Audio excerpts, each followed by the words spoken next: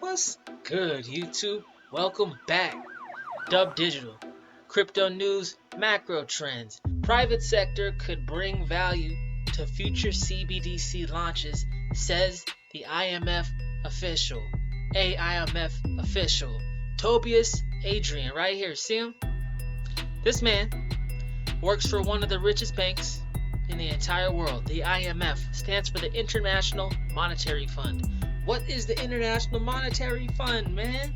I'll tell you. You know the Federal Reserve, the central bank? And every country has a central bank? They all report up to the IMF. They're like the central bank of the central banks.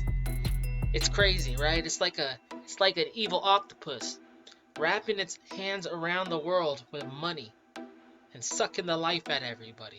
And the weirdest part is there's a bank above that called the BIS, the Bank of International Settlements, based out of Basel, Switzerland. Where all the frickin' the anonymous bank accounts are at. Crazy. Let's get into it. A director at the International Monetary Fund, the IMF, thinks the private sector could bring value to technology supporting central bank digital currencies, or CBDCs, should they be adopted by nations.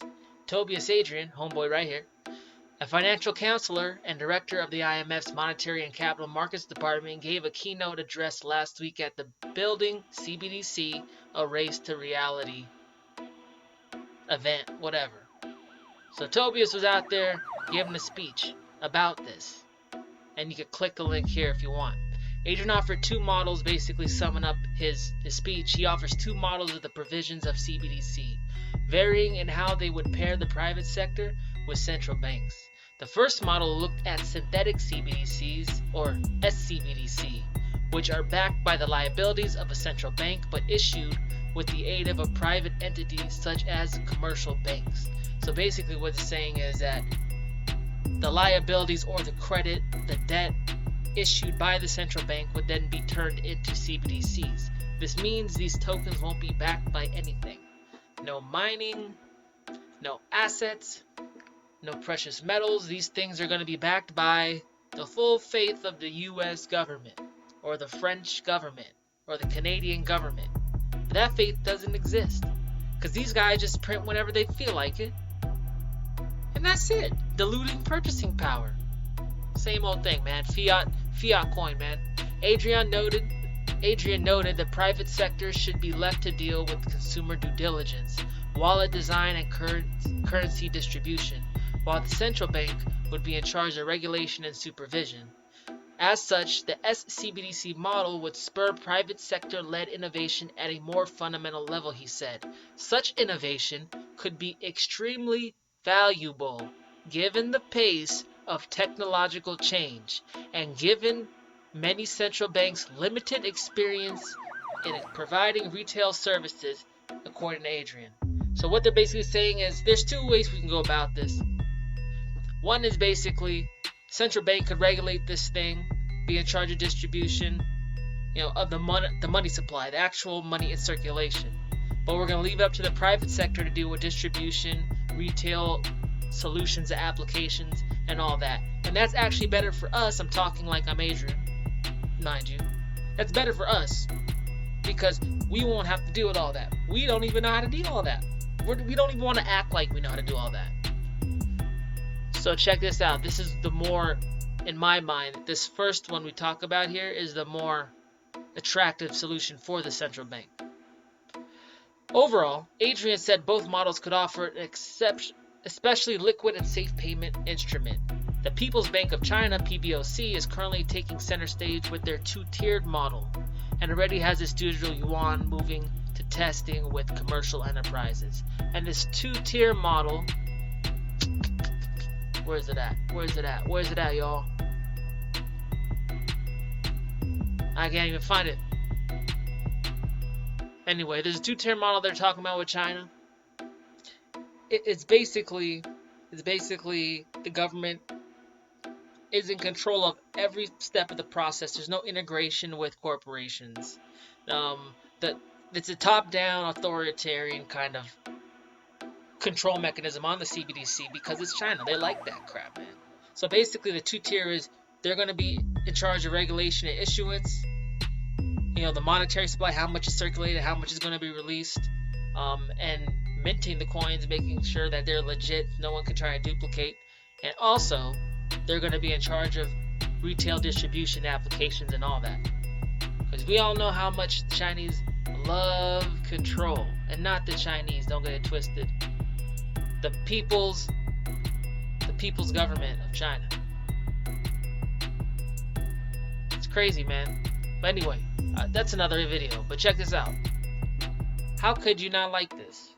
How could you not see how this is bullish? We got central banks around the world. Now we have the IMF, which represents pretty much all of the central banks in the world, saying that, hey, why don't we just team up with dudes out here? Dude's been out here for like 3 years, 8 years, making cryptocurrency. Let's just tag up with one of them. Hey, oh yeah, by the way, crypto industry, we're open to that. Oh yeah, and by the way, guys, let's get into some of the language on this thing. Check this out. What did they say? What does Adrian say? What does my boy Adrian say? Overall, Adrian said both models could offer an especially liquid and safe payment instrument. They don't care about store of value. Guys, look. I am a hodler as much as the next dude. I love Bitcoin. I love the ethos of crypto and owning your own keys and your coins and hard money, all that. But check it out. We got the biggest money network in the world. The existing money network in the world saying that they are going to get a digital currency that improves liquidity. It's liquid, it's movable, it's interoperable, it's XRP. XRP, guys. Y'all didn't think this was gonna be an XRP army video. I switched on y'all right here. But look, as an investor, guys, I'm trying to. If you're a fanboy, this might not be the channel for you. As an investor, you cannot disagree that XRP is lining itself up with all the right people. They have all the regulation in place. That's what they started off doing, and that's why XRP took so slow to get going.